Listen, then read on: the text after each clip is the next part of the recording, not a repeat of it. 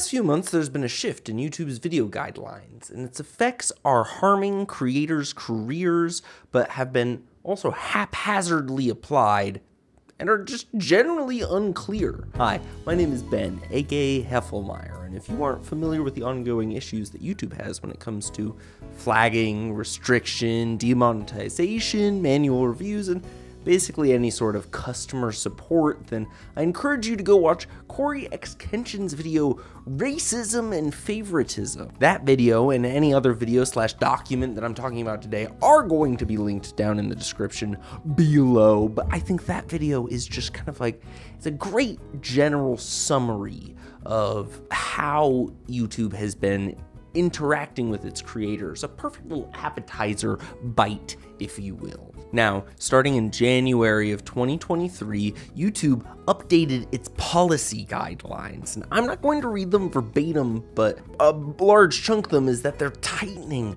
restrictions on what kinds of swears or curses that you could say specifically at the beginning of the video. Like I said, I'm not going to read them all. I encourage you to go down below and click on them and maybe read a couple of them, but if you notice in the wording, YouTube's not even willing to spell out dick or fuck. And honestly, this is important for both clarity of the document and just for street cred in general. I mean, if you're going to ban me from saying a word, you have to say the word. You gotta be able to write it out, because right now, F word is in parentheses, just like bitch and shit. And so, to my understanding of this document, I'm allowed to say fuck, but I can't say F word. So, it's a little unclear, I think, what's going on here. Also, I can't say you're a dick at the beginning of a video, but I can say go to goddamn hell. Now, with these changes implemented, we're starting to see many creators having issues with videos they've never had issues with. RT Games, a wonderful Irish Twitch streamer who edits his videos and uploads them to YouTube, has been hit with this recently. He uploaded a New Year's video that was kind of cataloging over the best moments of his channel from the previous year, a celebration of all the things he had already posted last year. And the video got flagged.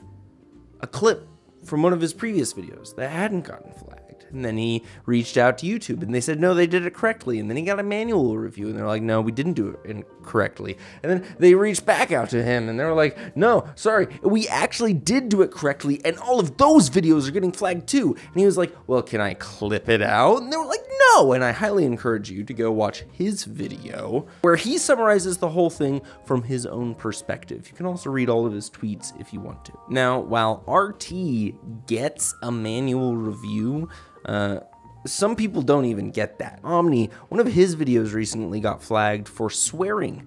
No swearing in the clip that they flagged it for, and I don't think he got a manual review ever. It was all automatic, and they just take the bag from him. Just mistakes like this steal from creators.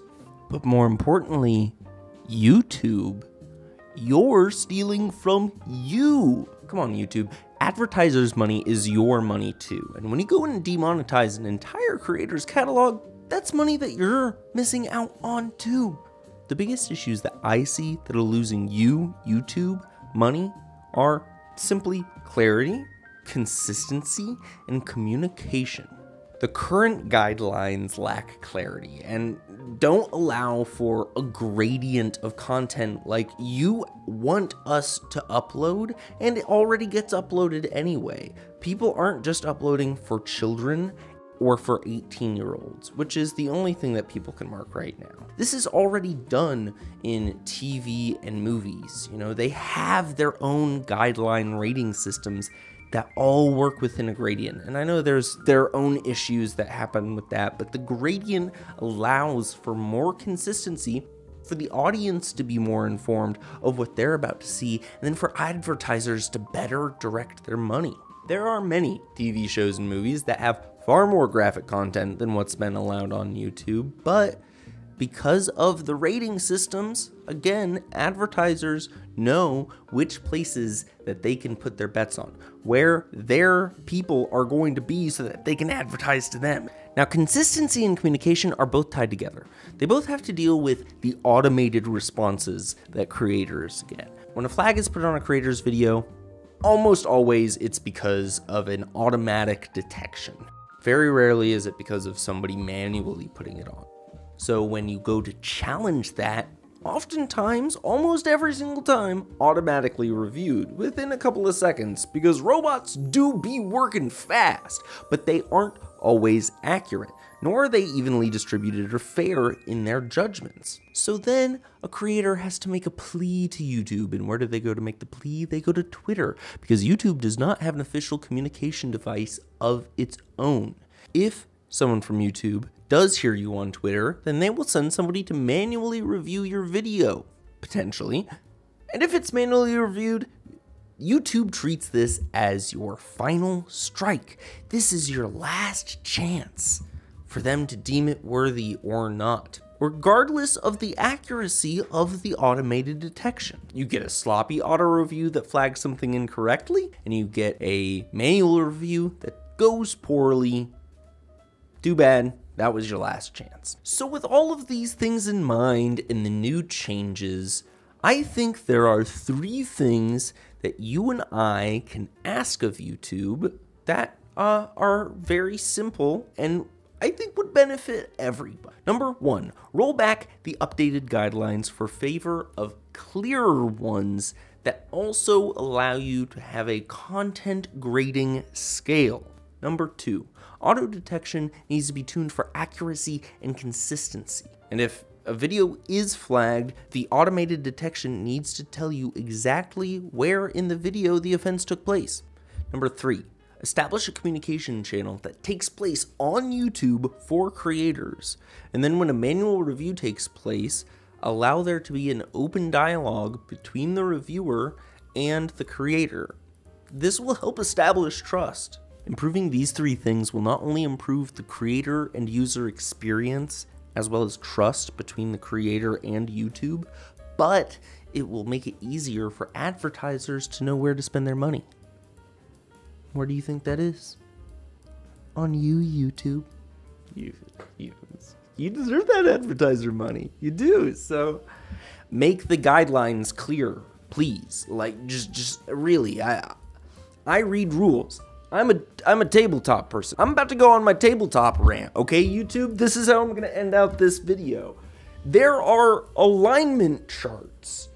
You could be lawful good, could be lawful neutral, could be lawful evil. You know what lawful all has in common? They have rules.